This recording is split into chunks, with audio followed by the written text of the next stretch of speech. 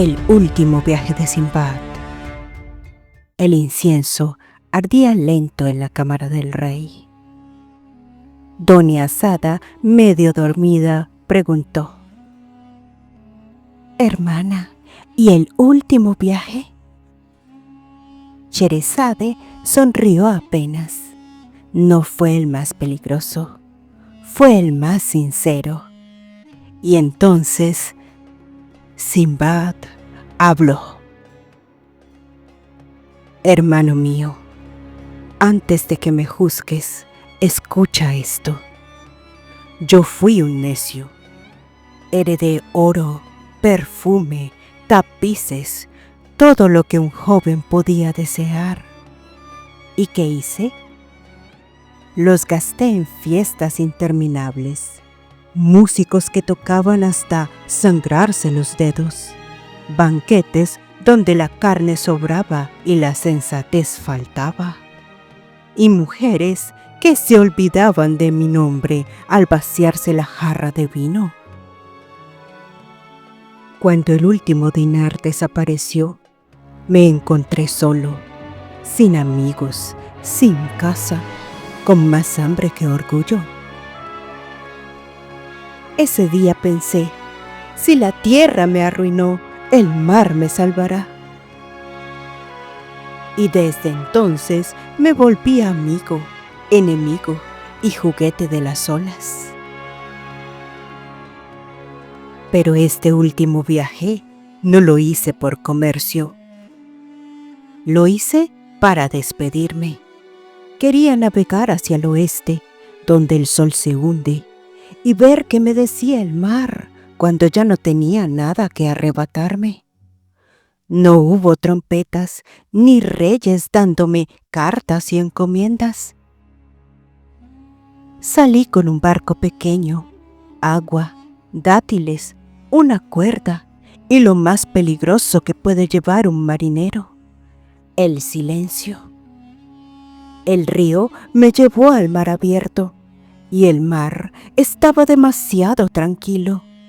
Ya lo sabes, hermano, cuando el mar calla es porque tiene un regalo para ti. 3 días navegué sobre aguas tan lisas que parecían de cristal. Ni un pez saltaba, ni una gaviota gritaba. Solo yo y el sol avanzando lento como verdugo cansado. Y ahí empezaron los recuerdos. Cada ola pequeña traía un viaje de regreso. La isla, que no era una isla, creí que descansaba sobre tierra firme y resultó ser un monstruo que casi me traga. Aprendí que no todo lo que parece refugio lo es. A veces lo cómodo es una trampa. Los gigantes devoradores de hombres, hospitalidad dulce, sonrisas amables, bebida espesa, que no era leche de almendras. Y luego, cuchillos.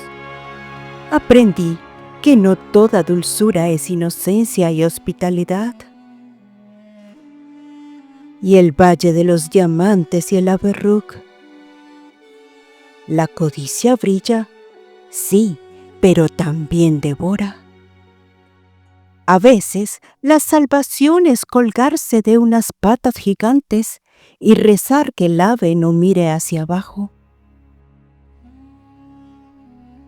Yo me reía solo en cubierta, recordando todo eso. Me hubiera visto como un loco cualquiera, hablando con las olas como si fueran viejos amigos, que saben más chismes que consejos.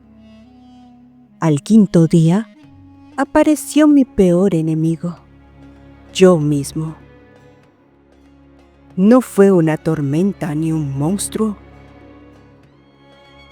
Fue mi sombra sentada frente a mí, como si quisiera cobrar cuentas.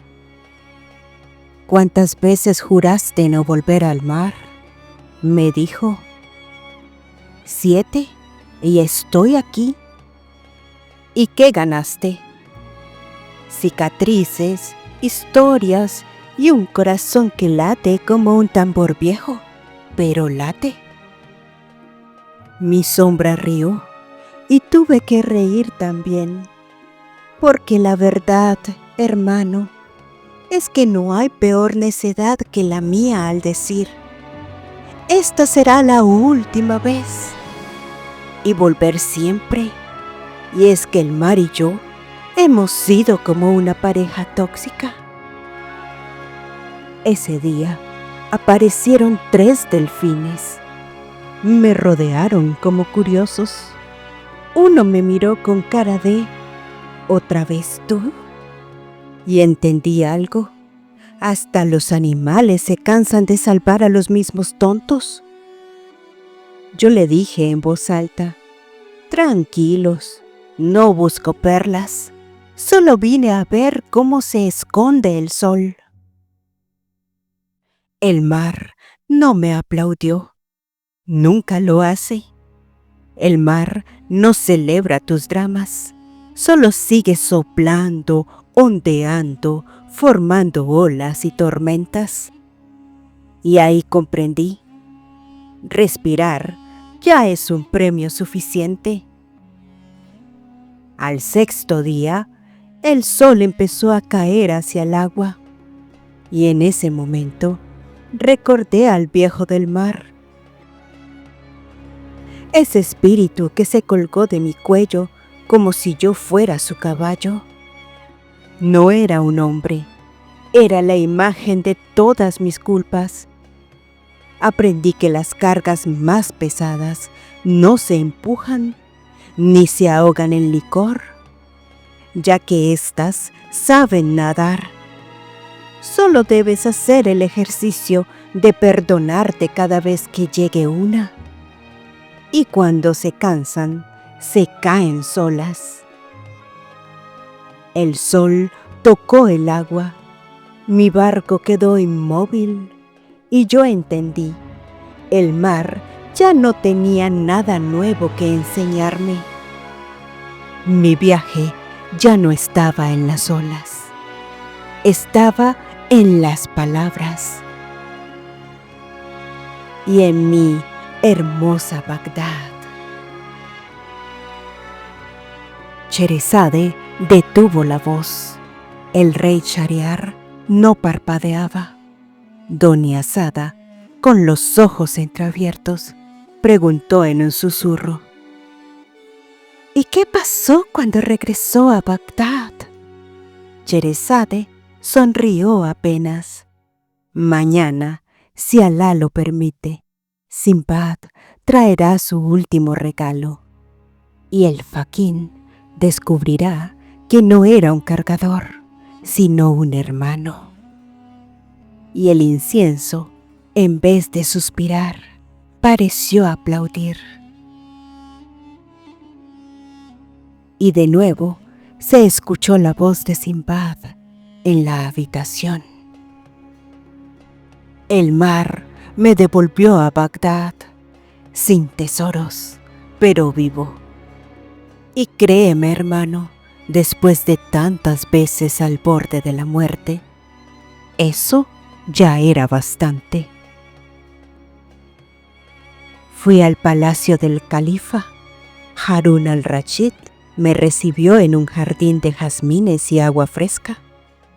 Yo entré con la barba enredada, la ropa hecha jirones y los ojos rojos de tanto recibir sol.